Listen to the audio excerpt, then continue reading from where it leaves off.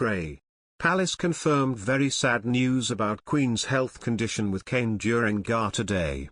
Concerns over the Queen's health have erupted as the frail monarch was pictured using a cane during Garter Day. The picture, taken ahead of order of the Garter service at St George's Chapel, saw the 96-year-old monarch pose with Prince Charles and the Duchess of Cornwall. This comes as she has been suffering from episodic mobility problems, her spokesperson said. Buckingham Palace did not confirm whether or not she would be in attendance at today's ceremony. She attended some of the private elements of Garter Day at Windsor, but did not appear in public.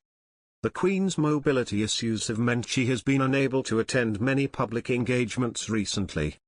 She missed the state opening of Parliament in early May and missed the Easter Sunday service at St George's Chapel the month before.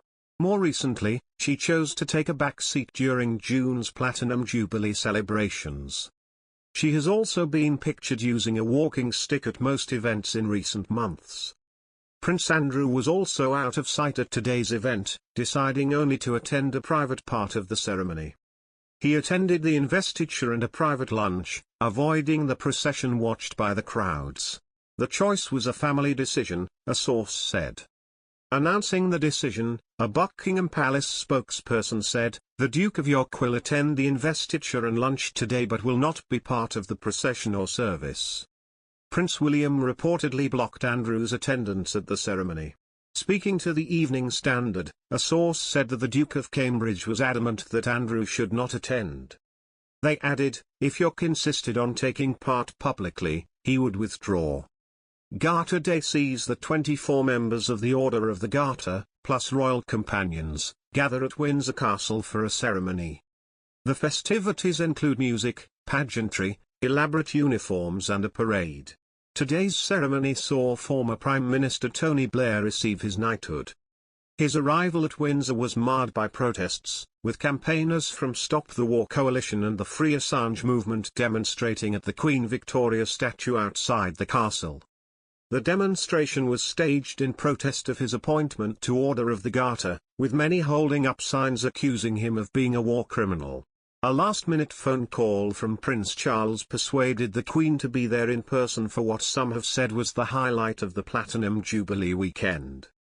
Many commentators have said the high point of the four-day celebration weekend was when the Queen appeared on the balcony of Buckingham Palace after the Platinum Jubilee pageant. Dressed in a matching green outfit, the Queen stood alongside a streamlined version of the working members of the royal family.